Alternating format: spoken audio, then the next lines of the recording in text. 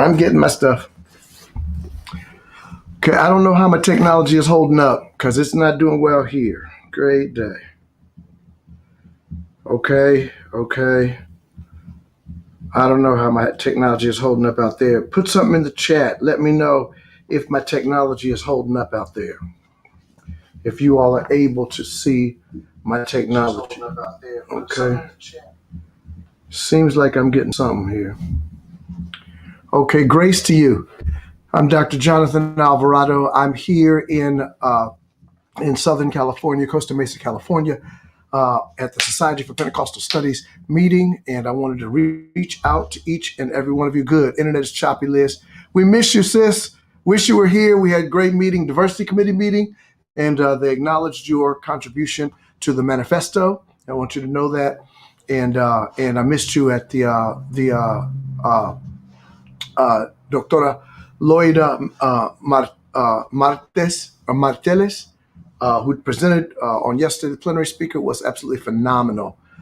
So yeah, hey, weigh in. Let me know where you're viewing from. I'm already 8 minutes in, and I apologize for holding you all for not getting in as soon as I possibly could. I was doing 3 or 4 things at once, mostly trying to get the internet to connect to the Ethernet cable that's in my room, but it gives me an Ethernet signal. My computer recognizes it, but it's not doing it. Yes, Loida Matel Otero. She was fantastic. Just a tremendous presentation, and covered a gamut of issues that Pentecostals must be concerned with in the future. So we'll see you all. We'll see you. I know we'll see you in 2023 at Oral Roberts University. We hope to see you 2023, the Lord wills, at in Oral Roberts University. Others of you, weigh in, let me know, coming in from Houston and others. I know this is a special lunch edition, and I know some of you all were not anticipating GPP at this time of the day, but I didn't want it to pass by. And tonight's GPP is going to be late. Tonight's will be late. 9 o'clock Eastern Standard Time, 8 o'clock Central Time, something around that wise. Because here it's I've got a meeting from 4 to 5:30 or so, and there's a banquet afterward. I probably won't attend the banquet, but right during the time when we would be starting GPP, 7:30 Eastern Standard Time, would be 4:30 Pacific Time, and I'll be engaged, and so I won't be able to do it. So I'll try to be in front of the camera, try to be up in front of you, and try to have a better internet connection. Though I hear you all saying that the technology is at least holding up. I've got my iPad as a monitor over here, and it seems like it's coming across the internet. It's a little bit choppy, but it is coming through.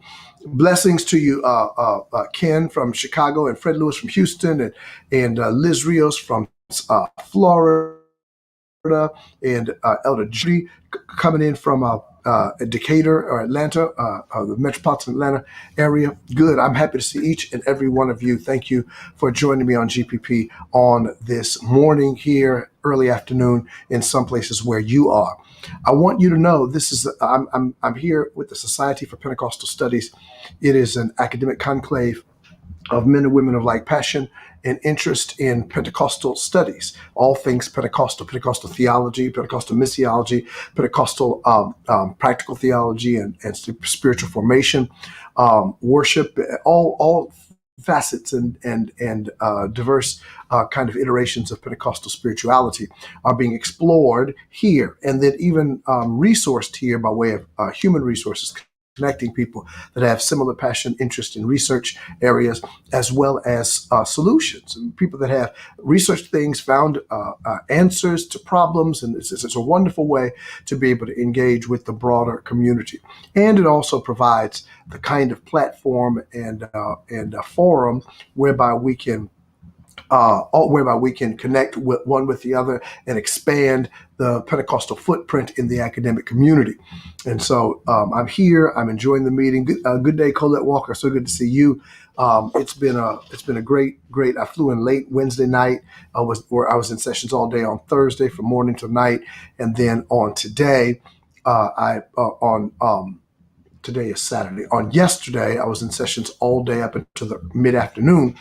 Then I jumped on a train and went down to San Diego. I had to go see about my godson and family. And so I went there. I took a train at 5:30 this morning, got up at 4 o'clock in the morning, got on a train at 5:30, got back here into town, had a couple of meetings and things I had to take care of this morning, got back into town about 8 o'clock or so. And so now it's 10:14 here, but I wanted to make sure that I reached out because I told you, in addition to my Facebook posts, some of you all have seen some of my Facebook posts and responded. So if you haven't, go to my Facebook page, like, share, subscribe, publicize this broadcast. Put something, make a comment of some sort. Just tell me that you're here. Tell me that you are viewing. Tell me anything. Just encourage me and jar the analytics by engaging somewhere in the comments, in the stream, in the chat. Okay, because we won't be before you long, because I've got to hasten to the next meeting. I've got to be in a meeting in the next 40 minutes or so. And so I'm only about 10 minutes from the campus of Vanguard University where the meeting is taking place, but I've got to be in the next meeting. And so I wanted to reach out to you, wanted to let you know what we're doing. This is what we're studying this year. We're looking at new approaches to Pentecostalism. It's called Advancing the Study of Pentecostalism, New Directions and Future Possibilities. That's our program for this year. So all of the lectures, all of the papers that are being presented, all the panel discussions, all the books and things that we're reviewing and seeing together are indeed being centering around the theme of new directions and future possibilities for Pentecostalism. And so our plenary speaker on Thursday night was my friend, Dr. Antipas Harris, who spoke on the African-American Pentecostal preacher as public theologian, Pentecostal power in social justice. So any of you all that know anything about me know that was really, I was under the spout where the glory comes out, because Dr. Harris is a wonderful scholar and a tremendous author and contributor to scholarship, particularly as it pertains to Afro-Pentecostalism and Afro-Pentecostal social justice. He's the author of Is Christianity the White Man's Religion? I had him on GPP a year and a half or so ago to discuss his book when he first released it, maybe 2 years ago. So Antipas did a great job. Hey, George Miller, you're on the road en route home from DC. Good. Thank you for weighing in. Thank you. I saw you and Sherry on the mentoring call this morning. Thank you so much for being there with your bishop. I'm glad to see you. I know that being home was a time of reflection and prayer and kind of seeking the will of God. And I know that you will receive it and carry it out to the fullest of your all's ability. All right. Not only did Antipas Harris do an incredible job at his plenary session, but also, yes, indeed, Loida Martel presented on emergent diseases in a globalized world, the viral nature of racism. So here, this Puerto Rican veterinarian, PhD in theology, she is a veterinarian, a doctor of veterinary medicine, and a PhD in theology. Here she is explaining to us from both the hard sciences perspective and a theological philosophical perspective on the idea of the spreading of diseases, the earth, creation theology, and our own self-care. It was a tremendous plenary presentation. I'm just highlighting the plenaries at this moment because there were too many workshops. I've been to about 5 or 6 workshops already. She is da bamba. That's right. Para bailar la bamba. She is da bamba. Absolutely. And so, so she was great. Of course, Frank Macchia, who's been on GPP before. Wow. 2 of the 4 plenary speakers this year have been on GPP, Antipas Harris and Frank Macchia. Dr. Frank Macchia did a deep dive on yesterday on the cross and Pentecost, beyond the Schleiermacher-Barth divide. So there's these theological, philosophical viewpoints on the cross and Pentecost, and Frank Macchia, who is a modern day theologian of the Spirit, in my estimation, got 4 very, very strong works on the Spirit. And so Frank Macchia did a plenary presentation on that struggle, the theology of Schleiermacher, and in comparative theology with Barth. And so he's just whatever he says is gold anyway. Whatever comes out of his mouth is pure gold. So I'm grateful for Dr. Makia and his continued influence. He is a professor of theology here at Vanguard University, one of the plenary speakers there, okay? And then, of course, we began, as soon as I got here on Thursday, the second thing that I went to was the Alliance for Black Pentecostal Scholarship. It was our luncheon. And so I was a part of the alliance from the inception. And when right before I got there, our president, Dr. Clifton Clark, had called me the day before on Wednesday when I was coming into the city and asked me, "Hey, Jonathan, you were there at the beginning. Would you mind saying a word on the necessity and the importance of Black Pentecostal scholarship?" And so, this is the Alliance for Black Pentecostal Scholars. And we were honoring 3 Pentecostal scholars posthumously. And so we were able to do so, the late Dr. Leonard Lovett and the late Dr. Candace Shields and the late Dr. Joel Edwards. And Dr. Joel Edwards, not the late Dr. Joel Edwards, but Dr. Joel Edwards. And so we were honoring them for their contributions to Pentecostal scholarship. Leonard Lovett is the pioneer and the kind of gangster theologian that got Black people in the Society of Pentecostal Studies. That's just the way that the history is. It's the truth. Our friend, Dr. Harold Hunter, was in the session with us, and he's from the IPHC, the International Pentecostal Holiness Church, and he was there at the beginning, at the initial meeting in Dallas, Texas, with Vincent Synan and William Foppel and other Pentecostal scholars of the first generation. And he, Dr. Hunter, is of that generation, and he spoke impromptu to share some historical insight. And then, of course, Dr. Kim Alexander, my sister and friend, she's been on GPP before, spoke and just talked about the ways in which African Americans have been integrated, however slowly, but however meaningfully, into the Society for Pentecostal Studies and her own interaction with Dr. Leonard Lovett, who is such a tremendous gift of grace to the entire theological enterprise, but Afro-Pentecostalism in particular. My friend Semi Alfaro, who's been on GPP, did a great presentation. My friend Daniel Isgrig, who is the Holy Spirit Research Center at Oral Roberts University, he's the director of that center, did a presentation on our brother, Bishop Carlton Pearson. And he did a marvelous job. It was charitable. His presentation was charitable and historically accurate. His presentation called to question as well as affirmed good things. And it was what a presentation or paper or lecture should do. It laid out the information as he had researched it and left conclusion drawing and questioning, interrogation to the audience that was there, the session audience. And so another colleague was supposed to respond to that. You have presentation, sometimes you have a panel of respondents, or you have a series of presentations and a respondent to the presentations. And so he presented, and when I came in the door, he when he stood up to make his presentation, he said, "I'm so glad to see Dr. Alvarado here. Jonathan's my friend, and I'm going to call on him since the respondent that was scheduled to do it couldn't be there. So this is the second impromptu presentation I have to do." So I'm sitting there listening and taking notes and everything because I had to give a response because, of course, I've known Carlton Pearson for 30 years and used to play for Azusa Street East when he was doing the Azusa conferences, East and West, and then, of course, the Azusa conference on the campus of ORU and the like. And so I played for him when he came to Atlanta. I want to be clear about that.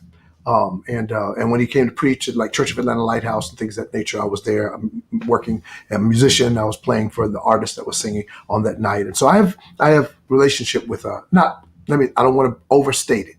I don't pick up the phone and call him. He didn't call me. But of course I know him as many of you all do, and I believe that he knows and recognizes me. The last time he saw me, he acknowledged me as if he knew me. Okay, so.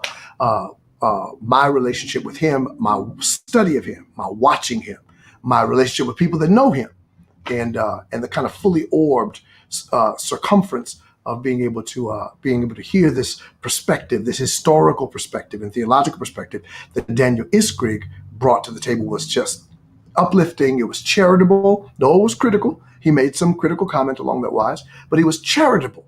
And the thing that I've come to discover is that oftentimes people are not charitable where Carlton Pearson is concerned. And so thinking about that, it really, really stirred my heart again, because prior to even knowing that he was doing this presentation, I was having some conversations with other brother bishops about Carlton Pearson and their relationship with him and where he is now, what he's doing now, et cetera, et cetera, et cetera. Okay, that was a great presentation. Just wanted to highlight that. Then I participated. Oh yes, Marcia Clark, who is the co-chair of the Practical Theology and Spiritual Formation Interest Group, chaired a session wherein Dara Delgado, Joy Qualls, and Anthony Roberts, all three presented at different times papers on various subjects. It was actually a book. Please forgive me. It was a book discussion. So each of them read Susan Morris's book called Calling in Context, Vocational Formation and Social Location, which I want to encourage all of you to purchase. You have to pre-order it, but I want to encourage all of you to purchase it. Susan is here. She is the co-chair of the Practical Theology and Spiritual Formation Interest Group for the Society for Pentecostal Studies. So she was there responding to the three of them, Dara Delgado, Joy Qualls, and Anthony Roberts, all three friends, all three eminent scholars, tremendous gifts, wonderful people, just good people. And they presented their reading of Susan's work, presented it famously. It was just really, really wonderful, the way that they presented and the insights that we gained, their lenses and perspectives through which they read her text on calling and vocation as it pertains to, I'll read the title again, Calling in Context, Vocational Formation and Social Location. So she really, really wrote about, and they explored in her writing this idea of call and this idea of social location, the place out of which one is called, the place that forms one as it pertains to the call, the hearing of the call within a particular context, and the response to the call. And so they did just a marvelous, marvelous, marvelous job. And I said I was going to. All three of them are eminent scholars, and all three, none of the four of them, including Susan Morris, who wrote the book. None of the four of them have been on GPP, but I specifically asked Dr. Joy Qualls, and she said she, of course, would come on. Anthony Roberts and I have had a relationship because he's the book review editor for NUMA. There's a journal for the Society for Pentecostal Studies. And of course, I've contributed a couple of book reviews while he's the editor, has been the editor. And so we've interacted on a couple of occasions. So I think he'd be happy to or would indulge me along that wise. Our sister and friend who's been on GPP a couple of times, Dr. Kim Alexander, did a presentation called Reaching Out and Pressing into New Contexts. Listen, lessons from interpretations of the hemorrhaging woman in Pentecostal history. And I took so many notes, and my mind went in 15 different directions. And I said, oh, yes, Lord. Yes, Lord. I'm going to have Kim come talk about it. But when I preach it, y'all that are listening today need to act like it's the first time you ever heard it, because I'm going to say it like it is just, the last time I'm going to be able to preach. So many wonderful insights she gave. I'm not going to give them because you'll hear them again. All right. Good. So then, on yesterday, I was so torn on yesterday because of all people, Lester Ruth, celebrated liturgiologist and worship theologian, was here, and he was watch this. He was lecturing on, gave a paper on Silverhead liturgical revolutionary Judson Cornwall's critical role in disseminating Pentecostal praise and worship. So Judson Cornwall was one of the early ones in the 80s that we were reading to be oriented to praise and worship. Judson Cornwall and I shared a platform at Christ Church under David Ireland when David Ireland brought Judson Cornwall to be the main speaker at their worship fest that they used to do in the 90s. And so I met Judson Cornwall then, and his sister, the celebrated evangelist, whose name escapes me, who I met when I was a child. She used to come to preach at the Redeemer Church in Columbus, Ohio, where I was raised. And her name is Iverna Tompkins. Thank you, Holy Spirit. Iverna Tompkins is Justin Cornwall's sister and used to come and preach. And so I've known their family. I met Justin Cornwall in the 90s. I met her in the early 80s, perhaps even the late 70s.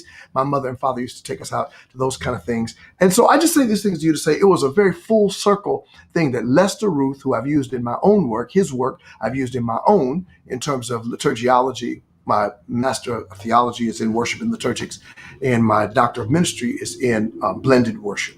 And so I've used his work in my work, and then for him to be presenting on Judson Cornwall, who I've met, who I've made his acquaintance, and have sat under him directly in worship teaching and the like, and then modeled some of our own liturgiology after what he did in the kind of contemporary praise and worship movement as one of the first theologians of the movement from a charismatic perspective.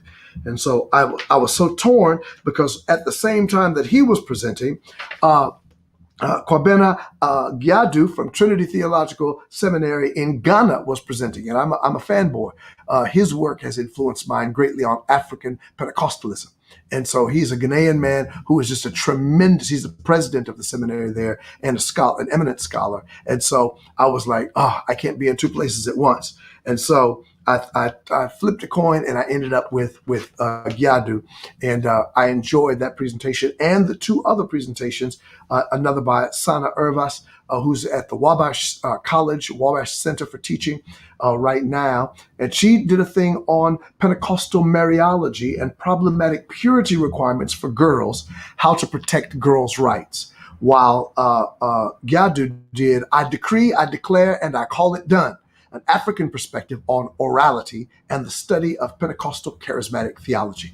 So we talked about the narratival dimensions of Pentecostal spirituality, how we decree and declare a thing, and how our narrative for African spirituality is on par with this research-based kind of propositional theology that comes out of the Western European tradition. And so he took Frank Macchia to task in saying that, Frank Macchia said that narrative theology is not constructive and propositional theology, but Gyadu said, but it needs to be taken seriously in the constructing of theology. And so that whole piece there was incredible. And yes, so both Kim Alexander's piece on the hemorrhaging woman and Susan Irvas's piece on Marianology they were collateral, though they were in two different sections. And so they were really, really complementary one to the other. And it was fascinating to see how other faith traditions, Muslims and Hindi and others, view some of the purity prohibitions concerning women. I'm not going to preview what some people are going to hear at some point or another. I guarantee you'll hear that again, because it was just marvelous. I need to research it out, think it through, pray it out, and be able to articulate it in a way that does not come off. When a man does something on Mary or on women or on women's purity issues, unless the man is a fool, the man has to be very sensitive, very in touch, very in tune, and has to do a lot more listening than talking. So that's what I plan to do, because I felt very strongly that it's a message that a man needs to champion on behalf of sisters. Because it's one thing for the women to say some things, because they're supposed to say that because they're women. But it's another thing for men to enter into the liberative fight and say, our sisters are still being oppressed in these ways, and we need to be able to do something about it. As a man, I need to step to the table and do something about it. Okay? And so it's a part of my egalitarian work as a bishop in the Lord's church and as a Morehouse man. We're egalitarian and believe in women at every station of leadership. All right? All right. Well, it's 10:33, y'all. Many of y'all came on with me at the front, at the outset.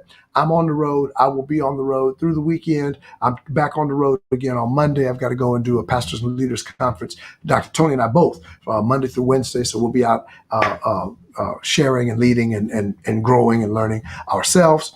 And so I would that you all pray for us. Keep us lifted up in prayer for traveling mercies. I've done planes, trains, automobiles, and buses. I'll tell you that story at another time. Uh, well, it might be funny for you to hear it. I haven't ridden a Greyhound-like bus other than like church trips with people I know, like getting on a bus, Greyhound bus with total strangers. I haven't done that I can't tell you the last time I did. And it's not that I don't disparage that. It's a great mode of transportation. But my happy hip showed up in San Diego, California this morning at 5:30 a.m. To catch my bus. I catch my train at 5 o'clock, actually. That's when I showed up to catch my train, only to discover that I didn't purchase a train ticket. I purchased a transportation ticket. And the transportation that was coming out of the San Diego Amtrak, so-and-so, so-and-so, so-and-so, whatever the long name of the station was motor coach. In other words, a Greyhound-like bus. And so I stood in line with the rest of the saints, and as they were clicking us in and checking our boarding pass, whatever, making sure we had paid, and I sat my happy hips on the bus and rode up from San Diego. So I flew out on an airplane. I took a train down to San Diego. I took a bus back here, and I've been Ubering the entire time I've been in town. I have been on planes, trains, buses, and automobiles the entire time. Y'all pray for your bishop's safety. Pray, because I've had I feel like I'm going to step out in the lobby downstairs, and there's going to be a mule or something down there getting ready to take me over to the meeting. So y'all pray for me, because I've been traveling every kind of way that I can travel. And I love you right back, each and every one of you. Y'all are so kind to me and so gracious in coming on. Listen, if you are so inclined, meet me on tonight. Meet me on tonight, friends, for GPP late. It'll be a late edition of GPP. Okay. So meet me on tonight. If you are so inclined, I would be most grateful if you would do so.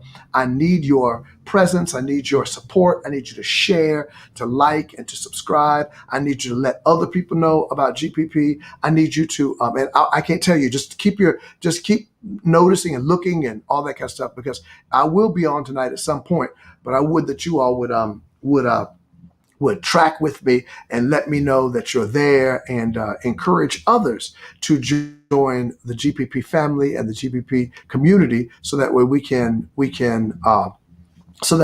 continue to advance Pentecostal scholarship. Here's the thing, y'all. While walking around the meeting here, the Society for Pentecostal Studies here in Costa Mesa, California, at Vanguard University here in Costa Mesa, more and more people are walking up to me, people that I do not know. Y'all see my wife don't have no sense. She talking about, you have a bus ministry. That's something wrong with you, woman. I don't know. I do not have a bus ministry. Thank you very much. Lord have mercy. But I rode one today. I called my wife from the bus. I told her, this is where I am, baby. This is where I am. Hallelujah to God. I just feel like I got to go where God sends me. Thank you, Jesus. But listen, friends, people are walking up to me in this thing, and they are grateful for, appreciative of, and engaged with the Global Pentecostal Perspectives. People from Canada, people from Europe, and people from South America, people from all over the planet that are viewing, that are interested in Pentecostal themes, are tapped into this Pentecostal network. So what we have to do, the interest that is there has to be, the broadcast has to be more widely proliferated, because there's more interest beyond the borders of what we've been able to do thus far.